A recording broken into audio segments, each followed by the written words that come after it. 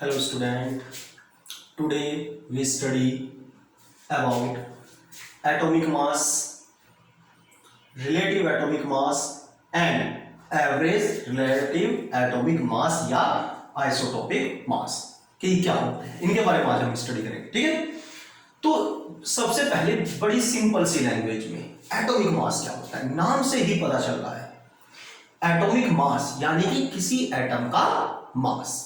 ठीक है, किसी एटम का जो भी मास होता है उसको बोलते हैं हम एटॉमिक मास। ठीक है, अब किसी भी एटम का जो मास है वो किसके इक्वल होता है या कैसे कैलकुलेट करते हैं। ठीक है, तो किसी भी एटम में नंबर ऑफ प्रोटॉन और नंबर ऑफ न्यूट्रॉन, ठीक है, यानी कि प्रोटॉन और न्यूट्रॉन के मास का जो सम होता है, ठीक है, वो क्या कहलाता है हमारा एटॉमिक मास। ठीक है, सिंपल सी लैंग्वेज में क्या है, एटॉमिक मास क्या है, एटम का मास। ठीक है, और कैलकुलेट कैसे कर सकते हैं हम इसको कि भाई एटम का मास कैलकुलेट कैसे करेंगे, तो एटम के अंदर जो प्रोटॉन और न्यूट्रॉन होते हैं उनके जो मास का सम है वही क्या कहलाता है हमारा एटॉमिक मास। क्लियर। ठीक है, अब इसकी डेफिनेशन देखिए, जो इसकी बुक इस डेफिनेशन है या जो हमें एग्जाम में लिखनी होती है उसको कैसे लिखते हैं। ठीक है, तो atomic mass is defined as, यानी कि एटॉमिक मास को इस तरीके से डिफाइन कर सकते हैं हम। ठीक है, the quantity of mass equal to, यानी कि quantity of mass equal to, जो इक्वल है किसके, 1/12 of the mass of an atom of carbon 12। ठीक है, यानी कि कार्बन 12 के किसी एटम के 1/12 पार्ट के इक्वल जो मास है वो कहलाता है हमारा एटॉमिक मास। ठीक है, फिर दोबारा समझिए, किसी कार्बन 12 के एक एटम के 1/12 मास का इक्वल होता है क्या, आपका एटॉमिक मास। क्लियर। चलिए अब नेक्स्ट देखते हैं रिलेटिव एटॉमिक मास। रिलेटिव एटॉमिक मास क्या होता है, ठीक है, इसको पहले फॉर्मूले की हेल्प से देखते हैं। इसका फॉर्मूला क्या है, ये रहा इसका formula, relative atomic mass equals to क्या है, average mass of an atom, ठीक है, upon 1/12 mass of carbon atom. ठीक है, तो इसका फॉर्मूला, इसकी जो डेफिनेशन हम यहां से प्रोड्यूस करेंगे फॉर्मूले से करेंगे। ठीक है, तो यहां पर देखिए जो रिलेटिव एटॉमिक मास है वो रेशो है किस किस का, इन दो वैल्यूज का। तो हमने ये लिखा ऊपर देखो, the ratio of the average masses of one atom of an element. ठीक है, किसी भी एलिमेंट के वन एटम के मास का जो एवरेज आएगा, ठीक है, to 1/12 of the mass of an atom of carbon. ठीक है, यानी कि किसी एटम के एवरेज मास और कार्बन 12 के एक एटम के 1/12 भाग, क्लियर, के रेशो को क्या बोलते हैं हम, एटॉमिक मास, या sorry atomic relative mass. Clear. अब इसकी यूनिट क्या होती है, एटॉमिक मास ले लीजिए आप या रिलेटिव एटॉमिक मास ले लीजिए या आप एवरेज रिलेटिव एटॉमिक मास ले लीजिए, सबकी जो यूनिट है वो क्या होती है, सेम। तो इनकी क्या यूनिट है, AMU।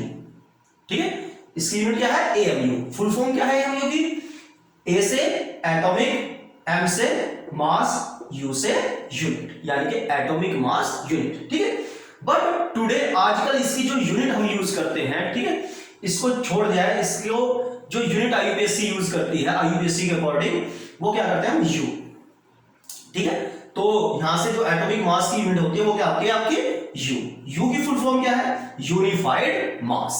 यूनिफाइड मास का मतलब क्या है, यूनिफाइड मास का मतलब है जो मास क्या होता है, फिक्स हो, उसको बोलते हैं हम यूनिफाइड मास। ठीक है, ऐसे ही जो एटम का मास है ये हमेशा क्या होता है, ये हमेशा फिक्स होता है। ठीक है, इसलिए इसको बोला गया यूनिफाइड मास, जो कभी चेंज नहीं होता। ठीक है, अब जैसे मैं एग्जांपल लूं मेरा, तो मेरा जो मास है वो कभी भी यूनिफाइड नहीं है। ठीक है, क्योंकि मेरा जो मास है वो टाइम के साथ साथ या कुछ टाइम बाद क्या होता है, चेंज होता रहता है। ठीक है, बट एटम में क्या होता है कि स्टार्टिंग से लेकर लास्ट तक एटम का जो मास है वो हमेशा क्या रहता है, सेम रहता है, इक्वल रहता है। ठीक है, इसलिए उसको बोलते हैं यूनिफाइड मास। क्लियर। अब एवरेज रिलेटिव एटॉमिक मास या इसका अदर नेम क्या है, आइसोटोपिक मास। ठीक है, ये आइसोटोप आपने पढ़े होंगे 9th में। ठीक है, तो ये इसकी डेफिनेशन क्या है, the average of the relative atomic masses of all isotope, यानी कि किसी भी एलिमेंट में जितने भी आइसोटोप हैं उनके एटॉमिक मासेस का जो एवरेज है, ठीक है, in element is called average relative atomic mass. ठीक है, तो किसी भी एलिमेंट में जितने भी आइसोटोप हैं उनके रिलेटिव एटॉमिक मास का जो एवरेज आएगा उसी को बोलते हैं हम average relative atomic mass. Clear? ठीक है, चलिए अब इसको रफ कर देते हैं। ठीक है, एक बार नोट कर लीजिए, देख लो। ठीक है, अब इसको रफ करते हैं।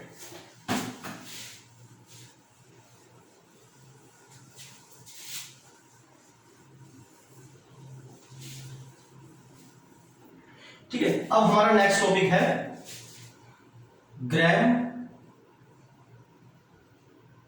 एटॉमिक मास और ग्राम एटम्स। ठीक है,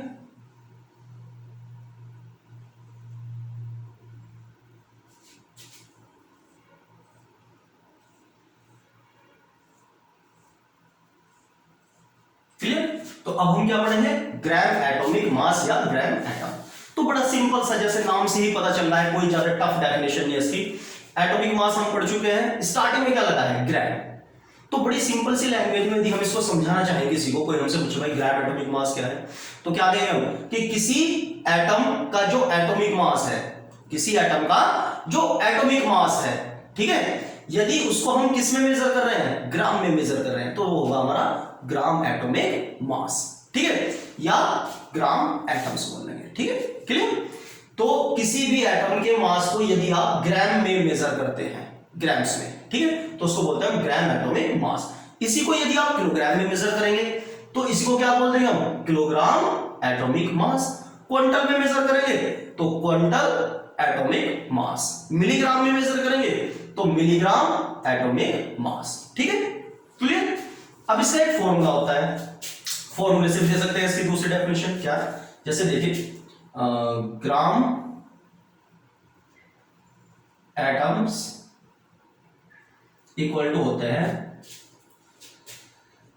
मास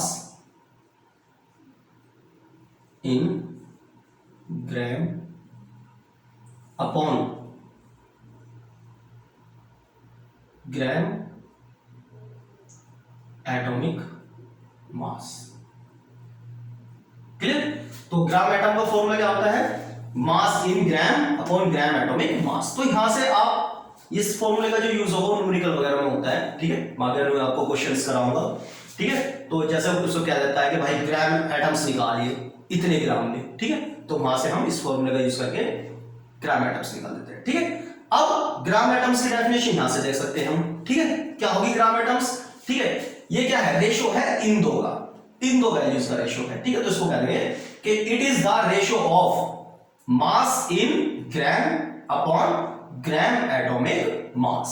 ठीक है, तो ग्राम एटम की डेफिनेशन क्या बनेगी कि it is the ratio of mass in gram upon gram atomic mass. ठीक है, is called gram atoms. Clear? तो यहां से हम ग्राम एटम्स निकाल देंगे। ठीक है, क्लियर? अब इसके बेस पे एक न्यूमेरिकल कर लेते हैं, चलिए। ठीक है, इसके बेस पे न्यूमेरिकल करते हैं।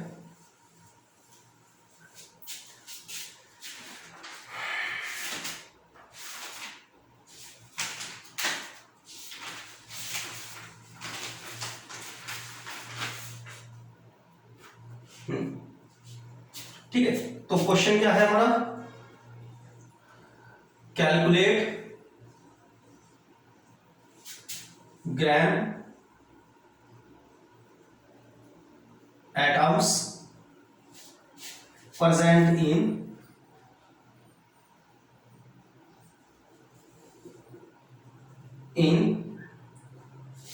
12.69 gram of hydrogen,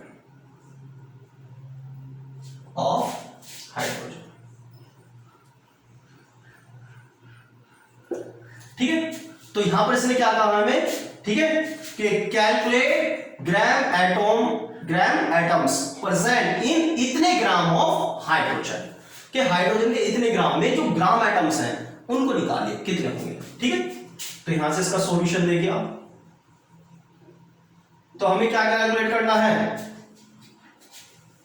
क्या कैलकुलेट करना है हमें कैलकुलेट करना है इसके ग्राम एटम्स। तो हमें इसका फॉर्मूला मालूम होना चाहिए सबसे पहले। अभी हमने लिखा था इसका फॉर्मूला क्या होता है, ग्राम एटम्स, या एटम कह लीजिए, एक ही बात है, ठीक है, बराबर mass in gram upon gram atomic mass. Clear, ये फॉर्मूला अभी हमने लिखा है, हमें मालूम है। ठीक है, तो यहां से देखिए हमें पास क्या होना चाहिए, मास इन ग्राम। गिवन है हमें कितना मास है हाइड्रोजन का, ठीक है, कितना दिया है हमें 12.96। क्लियर, और ये किसमें है, ग्राम में, अपॉन ग्राम एटॉमिक मास। अब ग्राम एटॉमिक मास किसका होगा, यहां पर देखिए एलिमेंट कौन दिया गया है, एलिमेंट कौन सा दिया गया है हमें, हाइड्रोजन। तो हमें ग्राम एटॉमिक मास यानी कि एटॉमिक मास रखना है किसका, हाइड्रोजन का। और सब जानते हैं हाइड्रोजन का जो एटॉमिक मास है वो कितना होता है, आपने 10th में पढ़ा होगा, 9th में भी 1। ठीक है, तो 1 से इसको डिवाइड करेंगे, कितना आ गया 12.96 ग्राम। ठीक है, तो यहां पर नंबर ऑफ ग्राम एटम्स कितना है 12.96 ग्राम। क्लियर, इस तरीके से आप किसी भी क्वेश्चन में number of gram atoms calculate कर सकते हैं। ठीक है, that's all for today. Clear.